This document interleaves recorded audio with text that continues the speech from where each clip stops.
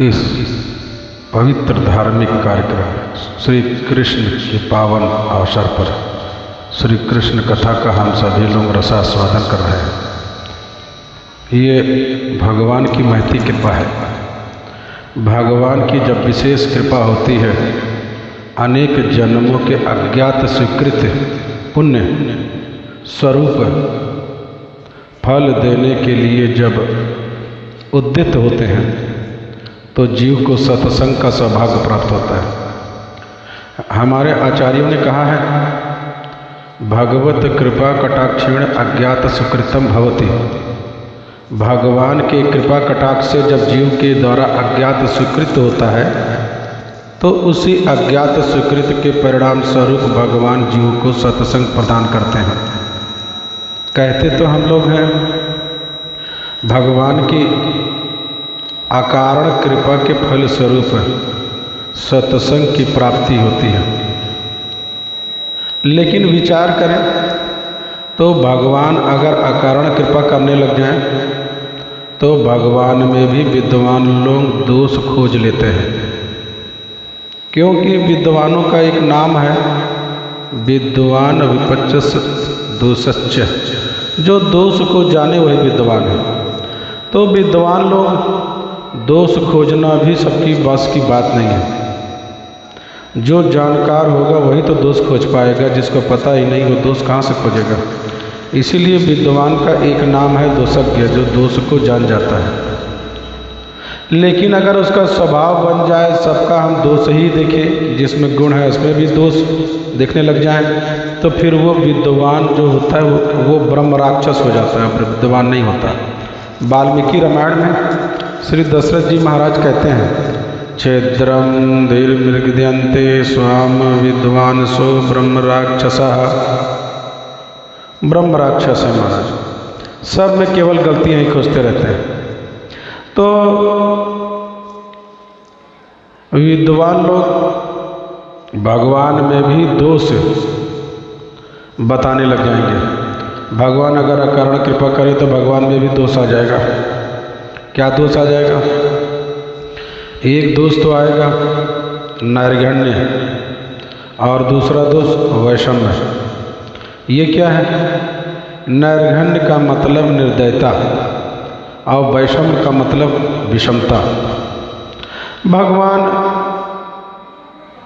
निर्दयी हो जाए। क्यों? जिसने तपस्या किया, जिसने साधन किया उसको भी वही फल, जिसने कुछ नहीं किया उसको भी वही फल। क्यों? जब बिना कारण की कृपा हो रही है, चाहे कोई तप करे न करे, भजन करे न करे, फिर भी कृपा होगी, क्योंकि वहाँ कारण तो खोजना नहीं है। तो अकारण कृपा भगवान करने लग जाए तो भगवान में नैर्घण्य नाम का दोष आ जाएगा और निर्दयी हो गए। वो इतना त्याग किया, तप किया, तब दुख सहा, उसको भी वही फल। जिसने कुछ नहीं किया उसको भी वही फल। अकारण कृपा बरस रही है। और वैषम्य भाव ये होगा, जिसने इतना तप किया, त्याग किया, उसके साथ भी वही व्यवहार, और जिसने कुछ नहीं किया उसके साथ भी वही व्यवहार, तो विषमता होगी। तो भगवान अगर अकारण कृपा करने लग जाए तो भगवान में भी नैर्घण्य और वैषम्य नाम के दोष की आपत्ति हो जाएगी, ऐसा आचार्य लोग कहते हैं। और भगवान जब इतने निर्दयी हो जाएं, इतनी तपस्या साधना करने वाले को भी वही फल, जो कुछ न करे उसको भी वही फल, तो इसका मतलब फिर तो अंधेर नगरी चौपट राजा, टका सिर भाजी टका सिर खाजा। अंधेर नगरी की व्यवस्था सबको एक ही फल। तो आचार्यों ने कहा नहीं, ऐसा नहीं है। भगवान जब किसी के ऊपर अकारण कृपा करते हैं, इसका मतलब भगवान कोई कारण खोज लेते हैं। वास्तव में भगवान कृपा करने के लिए उत्सुक है। वो चाहते हैं हम जीवों पर कृपा करके इसको मुक्ति प्रदान कर दें, इसे दुख से निवृत्त कर दें। लेकिन जीव का ऐसा दुर्भाग्य, जीव भगवान को कोई बहाना भी नहीं देता, कोई बहाना बन जाए। वास्तव में भगवान केवल इस नैर्घण्य और वैषम्य दोष से बचने के लिए बहाना खोजते हैं, कोई भी बहाना बन जाए और उसी बहाना के फल भगवान फल कर देते हैं, कृपा कर देते हैं। यही भगवान की अकारण कृपा है। अजामिल के ऊपर भगवान ने कृपा की, क्या थी? अपने बेटे को बुलाया, दुबे किरण का सक्तम पुत्रम नारायण। भगवान ने कहा बहाना बन गया, इसी बहाने कृपा कर दें, नहीं तो कितने लोग अपने बेटे को नारायण नाम से बुलाते हैं, लेकिन अजामिल के लिए वही कारण बन गया। भगवान ने उसी को बहाना बना दिया। अनेक ऐसी कथाएं हैं। वराह पुराण में कथा, एक मलेच्छ शौच करने गया, उसी समय कोई सुअर आया, सुअर ने उसे मारा, और जब सुअर ने मारा तो मलेच्छ के लिए तो सुअर हराम होता है, तो उसने कहा हराम ने मारा, तो हराम कहा तो उस हराम में राम आ गए और भगवान ने उसी को कारण बनाकर कृपा की। जवन हराम राम कई तर गए सदन कसई। गणिका भगवान का नाम नहीं लेती थी, वो तो तोते को पढ़ाती थी, तोता पढ़ना सीख जाए तो बढ़िया बोलेगा, और तोते को पढ़ाते पढ़ाते उसी का उद्धार कर दिया। तो भगवान बहाना खोजते हैं, कोई बहाना मिल जाए मैं इस जीव का कल्याण कर दूं। उसी प्रकार जीव के द्वारा अनजान में होने वाले जो अज्ञात सुकृत हैं, पुण्य हैं, उन्हीं पुण्यों के फल स्वरूप भगवान जीव को सत्संग प्रदान करते हैं। अज्ञात सुकृत क्या है? जीव अनादिकाल से कर्म करता चला आया, और दो ही कर्म होते हैं। इस शरीर रूपी फैक्ट्री से दो ही वस्तुओं का उत्पादन होता है, या तो पाप होता है या तो पुण्य होता है, तीसरा कोई काम होता ही नहीं। कुछ भी व्यक्ति करेगा तो वह पाप होगा अथवा पुण्य होगा। तो जैसे हम न चाह करके भी पाप करते हैं, उसी प्रकार न चाह करके भी हमारे द्वारा पुण्य होता है।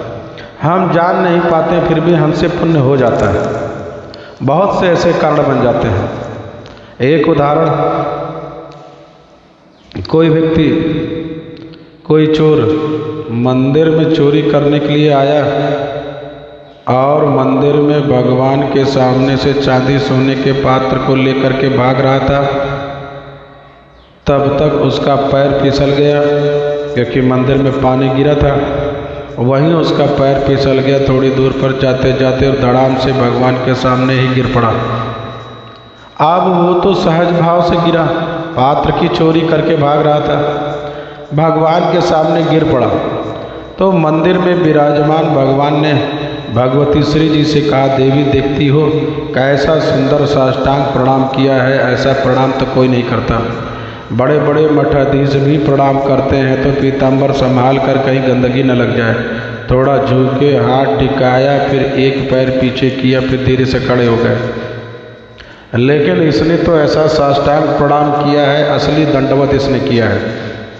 दंडवत का मतलब क्या? दंडवत है, जिसे डंडे को खड़ा करो तो भड़ाम से एक ही बार में गिरता है, उसी प्रकार इसने दंडवत किया। ऐसा प्रणाम तो किसी ने नहीं किया। तो श्री जी तो परम करुणामयी है, श्री जी भगवान से पीछे क्यों रहे? श्री जी से भगवान से कहा, प्रभु इसने इतना ही पुण्य नहीं किया, इसने तो 2 गुना पुण्य किया। भगवान ने कहा कैसे? श्री जी ने कहा, महाराज जब ये प्रणाम किया आपको तो यहाँ पर संत लोग भी खड़े थे, संतों को भी इसने प्रणाम कर लिया, इसलिए संत भगवंत दोनों को प्रणाम कर लिया, इसलिए 2 गुना पुण्य किया। तो भगवान तो श्री जी से भी ज़्यादा कृपालु है। परस्पर दोनों प्रतिस्पर्धा हो गई मानो। भगवान ने कहा, देवी इसने 3 गुना पुण्य किया है। क्या किया है?